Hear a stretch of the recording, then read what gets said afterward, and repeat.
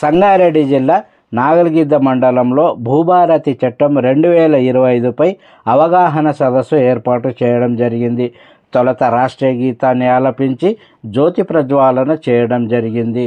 తదనంతరం నారాయణఖేడ్ స్థానిక MLA doctor Patlola Sanjeev Reddy మాట్లాడుతూ కాంగ్రెస్ ప్రభుత్వం భూభారతి చట్టం రైతులకు ఒక గొప్ప కానుకగా ఇచ్చిందని అన్నారు.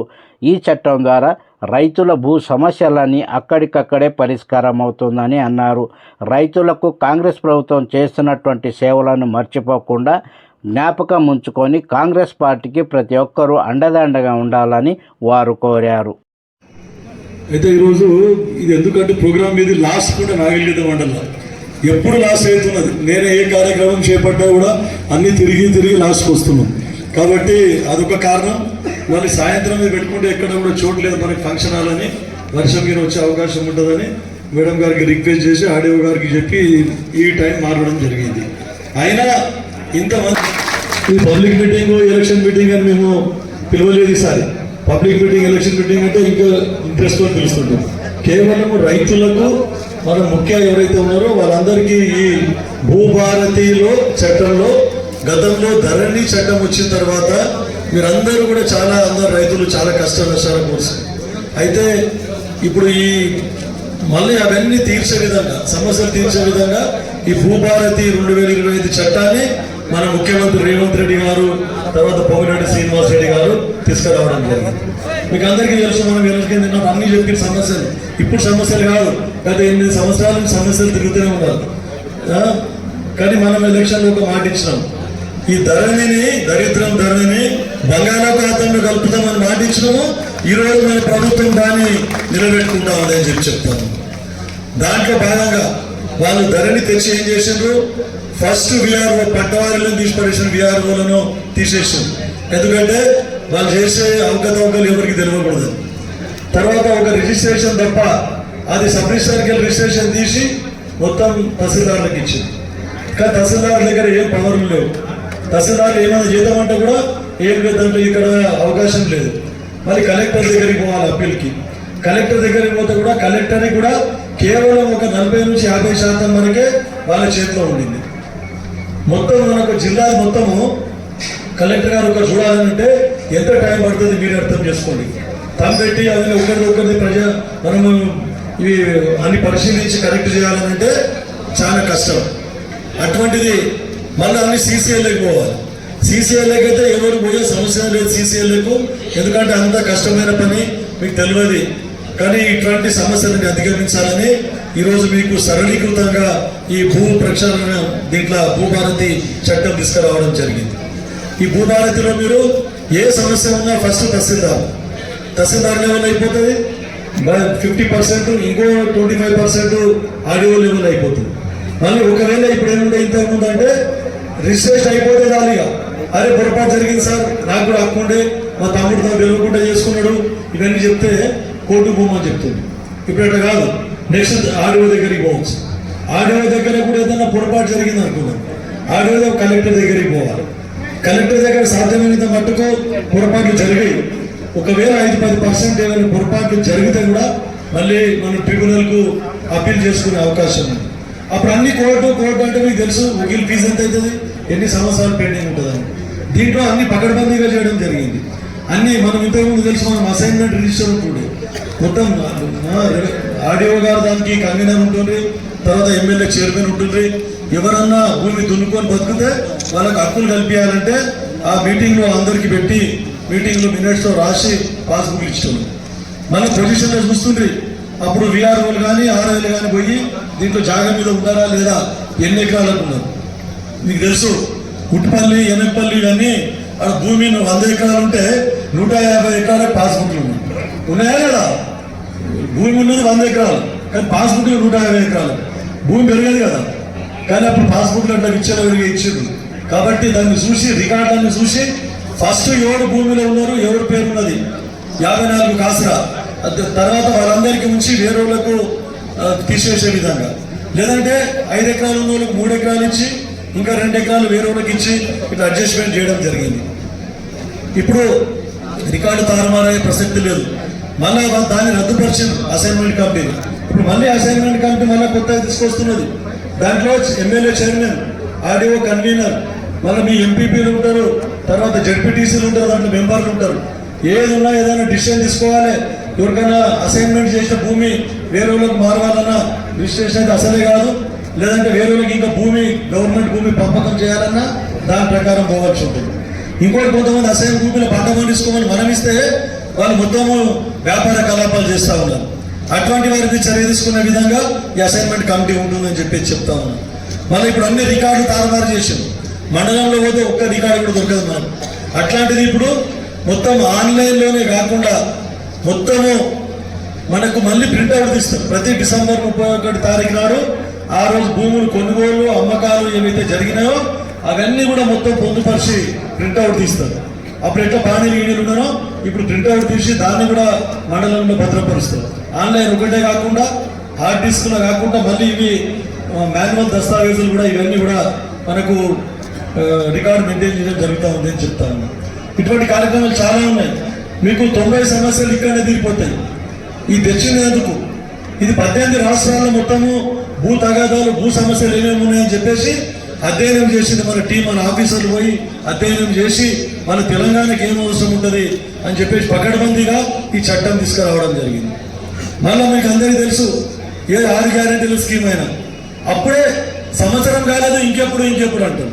మీకు 10 సంవత్సరాల అవకాశం ఇచ్చినాము, మొద్దులు ఎదురలేదు. ఎప్పటికీ భూముల పంచాయతీ, భూములు కబ్జా పెట్టుకున్నాడు, రియల్ ఎస్టేట్ దందాలు చేసుడు, అది తప్ప ప్రజల పని ఎప్పుడు పట్టించుకోలేదు.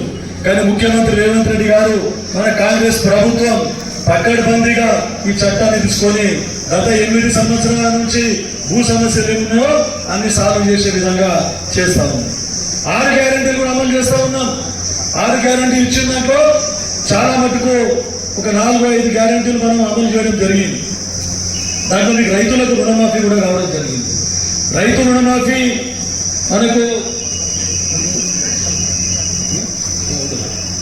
రైతు రుణమాఫీ అందరికి కాలేదని చెప్తాము. 80% మందికి రైతు రుణమాఫీ అయింది.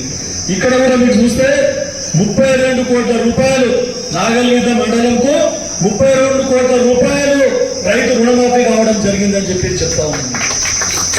కంటి మండలంకు 50 కోట్ల రూపాయలు రుణమాఫీ అయింది. నారాయణఖేడ్ మండలంకు 52 కోట్ల రుణమాఫీ కావడం జరిగింది. ఇట్లాంటి మరి ఇంకా రాలేదంటే మరి ఎక్కడ పోయినట్లు మాట్లాడలేదంటే మీకు చెప్తాము. ఒకటి అర్థం చేసుకోండి. ఇంకోటి ఇక్కడ ఒక పొరపాటు ఏం జరిగిందంటే ఆమె ఎంఆర్ఓ ఉండేది. ఎంఆర్ఓ ఉన్నప్పుడు ప్రజాపాలనలో ఎన్నైతే మనం దరఖాస్తులు పెట్టుకున్నామో మన కొత్త ప్రభుత్వం ఏర్పడ్డప్పుడు అందరూ మండలంకి వచ్చి ఇండ్లు కావాలని, రేషన్ కార్డు కావాలని, తర్వాత ప్రతిదానికి ఈ గ్యాస్ సిలిండర్ కావాలని అన్ని కూడా మనం అన్ని అప్లికేషన్లు పెట్టుకోవడం జరిగింది. అప్లికేషన్లు పెట్టుకుంటే అన్ని ఆన్లైన్లో పొందుపరచడం జరిగింది. దాని ప్రకారమే అందరికి వచ్చినాయి. కానీ ఒక 5-6 గ్రామ పంచాయతీగా నాగల్గిద్ద మండల ఆ రోజు నుంచి కూడా నేను కలెక్టర్ గారికి కూడా ఎంపీఓ ద్వారా లెటర్ రాసిన. అప్పుడు వచ్చేసరికి ఆ మేడం ఏం చేసింది, అభిమానులు పెట్టుకొని తాళం వేసుకొని పోయింది. అందుకే ప్రతిసారి నేను చెప్తా ఉంటా, కరెక్ట్ పనిచేసే అధికారులు ఉంటే ప్రజలకు న్యాయం జరుగుతుంది, గవర్నమెంట్ మంచి పేరు వస్తుంది. ఇదే టైం పాస్ చేసి ఏదో ఉద్యోగం ఒకనాడు అటెండెన్స్ అయ్యేదేమి స్కూల్లో కూడా తిరుగుతూ ఉంటే టీచర్లు రిజిస్టర్లు సంతకం ఉండదు, లీవ్ లెటర్ ఉండదు, కానీ ఆబ్సెంట్ ఉంటుంది. ఆఫీసర్లు కూడా చాలా మంది ఈ నాగల్గిద్ద మండలంలో ఇంతకుముందు తహసీల్దార్ మీద కూడా ఎన్నోసార్లు కంప్లైంట్ ఇవ్వడం జరిగింది. ఆమె రాదు, లీవ్ పెట్టది, కానీ వారం రోజులు ఆఫీస్కు రాకుండా ప్రజల పనులు ఎట్లయితాయి. అందుకని నేను మళ్ళీ ఒకసారి అందరి అధికారులకు అందరూ చెప్తా ఉన్నా, ఒకటే కాదు, రెవెన్యూ ఒకటే కాదు, అందరి అధికారులకు నేను చిత్తశుద్ధితో పనిచేయవలసిన అవసరం ఉన్నది. అప్పుడే ప్రజా సమస్యలు తీరుతాయి, ప్రభుత్వ పథకాలు ఇంప్లిమెంట్ అవుతాయి, అందరికీ పీడోలకు లాభం అవుతుందని చెప్పి చెప్తా ఉన్నాను. Very much serious. మేడం మీరు కూడా దగ్గర దృష్టికి తీసుకొస్తున్నా, కొంచెం క్షుణ్ణంగా అందరికీ మీరు ఇన్స్ట్రక్షన్స్ ఇవ్వండి, అధికారులందరూ కరెక్ట్ పనిచేసే విధంగా. లేకుంటే మనం మీద కూర్చొని స్కీమ్లు చేస్తాము, ఆడ బడ్జెట్ రిలీజ్ చేస్తాము, ఇక్కడ పని చేయకపోతే ఎవరికి రాదు.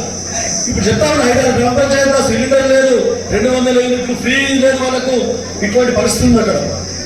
సరే ఇప్పుడు ఇండ్లు వచ్చినాయి, మన రేషన్ కార్డులు వస్తాయి, ప్రతిదీ కూడా అప్లికేషన్ సూచిస్తారు. కాబట్టి మేడంకు రిక్వెస్ట్ ఏంటంటే అదొక ఆప్షన్ ఇప్పగలరు, గవర్నమెంట్ తీసుకొని పోయి ఎంత తొందరగా 1200 అప్లికేషన్లు ఏమో ఉన్నాయి అవన్నీ కూడా మళ్ళీ ఆన్లైన్లో చేస్తే ఆ 5 గ్రామ పంచాయతీలకు కూడా 500 సిలిండర్ కానీ 200 యూనిట్లకు ఫ్రీ కరెంట్ కానీ వస్తుందని చెప్పి చెప్తా ఉన్నాను. ఇక ఇక్కడ చాలా సమస్యలు ఉన్నాయి. అక్కడ కంపెనీలో ఉన్నట్టు సిబిఐ కేసులు ఉన్నాయి. సిబిఐ కేసులు 13 ఎకరాల మీద ఉంటే ఆ సర్వే నెంబర్లో ఉన్న మొత్తం 130 ఎకరాలు కూడా ప్రొహిబిషన్లో పడింది. సర్వే నెంబర్ 44 ఇక్కడ 19 ఎకరాలు అని చెప్పి చెప్తా ఉన్నారు ఎనపల్లి. ఇట్లాంటి ఇంకా చాలా ఉన్నాయి. తర్వాత ఈ ఫామ్ ల్యాండింగ్ ఒకటి, ఇక్కడ చాలా మందికి జీవనోపాధి ఉన్నది. ఫామ్ ల్యాండింగ్ వాళ్ళు కూడా కొంతమంది వచ్చి ఫామ్ ల్యాండ్ చేసి డెవలప్మెంట్ చేసి అమ్మారు, హైదరాబాద్లో వచ్చి కొన్నారు. సరే, అప్పుడు మేడం ఇక్కడ అవకతవకలు జరుగుతున్నాయంటే ఆపేషన్, అంటే చాలా మందికి నష్టం అవుతుంది మేడం. ఇక్కడ రైతులందరికీ మా భూముల ధరలు పెరగాలంటే అది గుంటలో ఉన్నా కూడా మీరు రిజిస్ట్రేషన్ చేసే విధంగా తహసీల్దార్లకు చెప్పండి అని నేను చెప్పిన. పాపం దయదర్శి మేడం కూడా ఆ రోజు మా కోరిక వినియోగించి అందరికి గుంటలు కూడా రిజిస్ట్రేషన్ చేసుకోవచ్చు అని. కానీ కొంతమంది పెద్ద భూస్వామి రియల్టర్స్ ఉన్నారు. ఎందుకంటే మీరు మీమ్స్ కూడా చూస్తూ ఉన్నారు, దగా మొత్తం మోసం. ఆ రోజు అందరికీ ఫామ్ ల్యాండ్ వాళ్ళకి మీటింగ్ పిలిస్తే అందరూ వచ్చారు ఆడియో సమక్షంలో, కానీ ఆయన రాలేదు. ఆయన మీద వికారాబాద్ తాండూరులో కూడా ఇంకా కేసులు నడుస్తూ ఉన్నాయి. ప్రజలకు ఫస్ట్ వచ్చింది ఆయన, చాలా మోసం జరిగింది.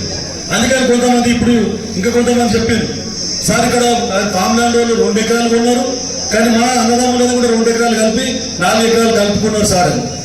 ఇక నేను పోలీస్ డిపార్ట్మెంట్ కూడా కోరుకుంటున్నా, ఎప్పుడు మనం రియల్టర్ మద్దతు పలకకూడదు, రైతుల తరఫున ఉండాలి, రైతుల తరఫున మద్దతు పలకాలని చెప్పి చెప్తాను. చూడాలరా, ఇంకా టైం లేదు, మళ్ళీ పోవాలి. ఇంకా 3 మండలాలు ఉన్నాయి. ఇంకొక విషయం మీకు చెప్పేది ఏంటంటే, పొంగులేటి శ్రీనివాసరెడ్డి గారు మొన్న వీడియో కాన్ఫరెన్స్ లో మాట్లాడుతూ మీ సంగారెడ్డి జిల్లాకు వస్తా అని చెప్పడం జరిగింది.